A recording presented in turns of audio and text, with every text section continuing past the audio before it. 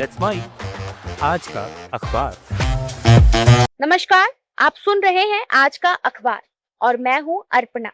हम बात कर रहे हैं दुनिया के बड़े अखबारों के संपादकीय पन्नों के कुछ खास एडिटोरियल आर्टिकल की।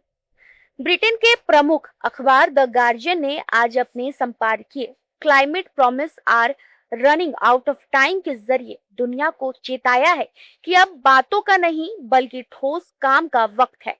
लेख में कहा गया है कि पिछले कई सालों में जो वादे अलग अलग देशों ने किए थे वे जमीन पर बहुत धीमी रफ्तार से उतर रहे हैं। तापमान का बढ़ना सिर्फ एक वैज्ञानिक आंकड़ा नहीं है, बल्कि यह हमारे दरवाजे पर दस्तक देती बाढ़, सूखा और जानलेवा हीटवेव की शक्ल ले चुका है। अखबार लिखता है कि अगर हमने अब भी निवेश और नीतियों में क्रांतिकारी बदलाव नहीं किया, तो आने वाली पीढ़ियां हमें कभी माफ नहीं करेंगी, क्योंकि वक्त रेत की तरह हमारे हाथों से फिसलता जा रहा है। द गार्जियन का एक दूसरा लेख, the digital divide in education, इस बात पर जोर देता है कि तकनीक की पहुंच अब भी दुनिया के एक बड़े हिस्से के लिए सपना है। लेख कहता है कि जब तक हम हर बच्चे को एक जैसा डिजिटल प्लेटफॉर्म नहीं देंगे, तब तक हम एक न्यायपूर्ण समाज की कल्पना नहीं कर सकते। न्यूयॉर्क टाइम्स के संपादकीय का शीर्षक है democracy needs strong institutions not strong man, जो आज की वैश्विक राजनीति पर एक तीखा प्रहार है। इस लेख में विस्तार से चर्चा की गई है कि कैसे दुनिया के कई हिस्सों में नेता खुद को लोकतांत्रिक संस्थाओं से ऊपर समझने लगे हैं। अखबार का तर्क है कि लोकतंत्र की असली ताकत किसी एक व्यक्ति के करिश्मे में नहीं, बल्कि वहां की स्वतंत्र न्यायपालिका, निष्पक्ष मीडिया और मजबूत चुनाव प्रणाली में होती है। जब ये संस्थाएं कमजोर होती हैं, तो तानाशाही की जड़ें गहरी होने लगती हैं और आम नागरिक की आवाज दब जाती है। न्यूयॉर्क टाइम्स का एक अन्य लेख, the hidden cost of urban sprawl, शहरों के अनियंत्रित विस्तार पर बात करता है। इसमें बताया गया है कि कैसे कंक्रीट के जंगल पर्यावरण और इंसानी मानसिक स्वास्थ्य के लिए एक नया संकट बन रहे हैं, जिस पर तुरंत ध्यान देने की जरूरत है। वॉशिंगटन पोस्ट ने अपने संपादकीय America political divide is winding में अमेरिकी समाज के भीतर बढ़ती खटास पर गहरी चिंता जताई गई है। अखबार कहता है कि राजनीति अब केवल विचारों का मतभेद नहीं रही, बल्कि यह परिवारों और दोस्तों के बीच गहरी खाई खोद रही है। लोग एक दूसरे की बात सुनने को तैयार नहीं है और सोशल मीडिया के एल्गोरिदम उन्हें केवल वही दिखा रहे हैं जो वे देखना चाहते हैं।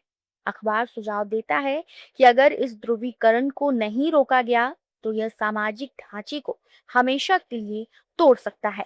अल जजीरा ने अपने लेख गाजा ह्यूमैनिटेरियन क्राइसिस डिफेंस में उस दर्द को बयां किया है जिसे पूरी दुनिया देख तो रही है, लेकिन शायद महसूस नहीं कर पा रही। संपादकीय कहता है कि गाजा में मानवीय स्थिति अब उस मोड़ पर पहुंच गई है जहां से वापसी मुश्किल है। अस्पतालों में जरूरी दवाइयों की भारी किल्लत है और बच्चों को दो वक्त की रोटी नसीब नहीं हो रही है। यह लेख अंतर्राष्ट्रीय समुदाय से अपील करता है कि केवल मेज पर बैठकर निंदा करने या बयानबाजी करने से कुछ नहीं होगा, बल्कि जमीनी स्तर पर मदद पहुंचाने के लिए एक सुरक्षित कॉरिडोर और युद्ध विराम की सख्त जरूरत है।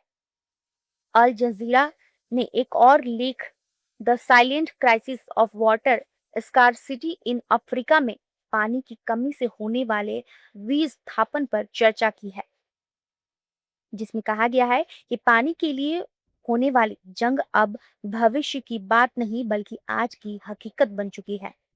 बीबीसी के विशेष विश्लेषण का शीर्षक है AI and the future of work, जिसमें आर्टिफिशियल इंटेलिजेंस और इंसानी श्रम के बीच के जटिल रिश्ते को बहुत ही सरल भाषा में समझाया गया है।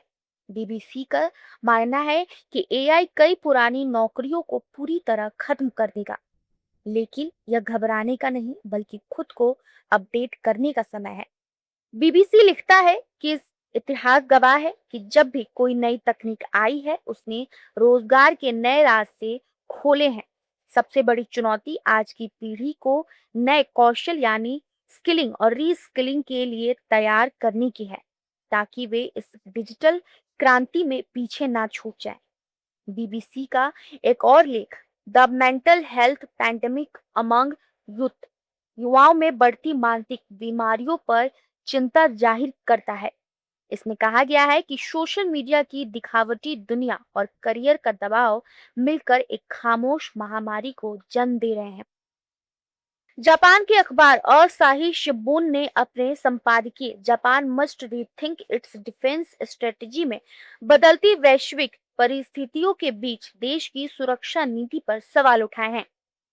अखबार कहता है कि क्षेत्रीय तनाव और बदलते समीकरणों को देखते हुए जापान को अपनी रक्षा क्षमताओं को आधुनिक बनाने की जरूरत है, लेकिन इसका मतलब यह कतई नहीं है कि शांति के संवैधानिक सिद्धांतों को छोड़ दिया जाए। अखबार का मानना है कि कूटनीति और बातचीत ही वह रास्ता है जिसे लंबे समय तक शांति बनी रह सकती है, ना कि हथियारों की होड़ से। असाही शिंबुन ने एक और लेख, the challenges of an ageing workforce में जापान की बूढ़ी होती आबादी और उससे अर्थव्यवस्था पर पड़ने वाले बोझ का जिक्र किया है, जिसमें सुझाव दिया गया है कि विदेशी प्रतिभाओं के लिए दरवाजे खोलना अब मजबूरी बन गया है। पाकिस्तान के अंग्रेजी अखबार डॉन का संपादकीय इकोनॉमिक स्टेबिलिटी स्टिल इलूसिव वहां की बदहाल आर्थिक स्थिति का आईना पेश करता है। लेख में कहा गया है कि सरकारें बदलती रहती हैं, नीतियां बनती रहती हैं, लेकिन आम आदमी की थाली से रोटी कम होती जा रही है। महंगाई और बेरोजगारी ने आम नागरिक की कमर तोड़ दी है और अंतर्राष्ट्रीय कर्जों का बोझ भविष्य को अंधकारमय बना रहा है। डॉन का कहना है कि जब तक बुनियादी ढांचे और कृषि क्षेत्र में क्रांतिकारी सुधार नहीं होंगे, तब तक केवल कागजों पर विकास की बातें करना बेमानी होगा। चीन के पीपुल्स डेली का लेख है, the importance of cultural confidence, चीन की सांस्कृतिक विरासत और उसके वैश्विक प्रसार की बात करता है, जिसमें कहा गया है कि आर्थिक शक्ति के साथ साथ सांस्कृतिक प्रभाव भी उतना ही जरूरी है। बांग्लादेश के डेली स्टार के संपादकीय urban challenges need urgent attention में ढाका और अन्य बड़े शहरों की बदहाली पर बात की गई है।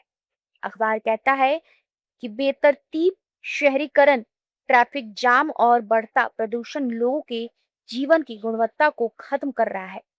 शहरों की योजना बनाने वाले लोग भविष्य की जरूरतों को समझने में विफल रहे हैं और अब स्थिति यह है कि हल्की सी बारिश में भी पूरा शहर ठप हो जाता है। डेली स्टार का एक और लेख, the power of micro finance in rural Bangladesh, ग्रामीण महिलाओं की आर्थिक आजादी पर केंद्रित है, जिसमें बताया गया है कि कैसे छोटे कर्जों ने गांवों की तस्वीर बदल दी है। लेकिन अब इन मॉडलों को नए दौर के हिसाब से ढालने की जरूरत है। दुनिया के बड़े और प्रमुख अखबारों के एडिटोरियल रिव्यू को रोज सुनने के लिए डाउनलोड करें लेट्स माइक ऐप, जहां आप इसे रेडियो पर भी सुन सकते हैं। जुड़े रहिए लेट्स माइक के साथ। आप सुन रहे थे let's mike more than radio. Follow कीजिए हमें हमारे सोशल मीडिया प्लेटफॉर्म्स पर। It's time for news. It's time for more than radio.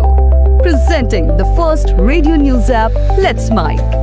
Let's Mic, a news-based app on your phone where you get to watch and listen news, talk shows, interviews, radio show podcasts.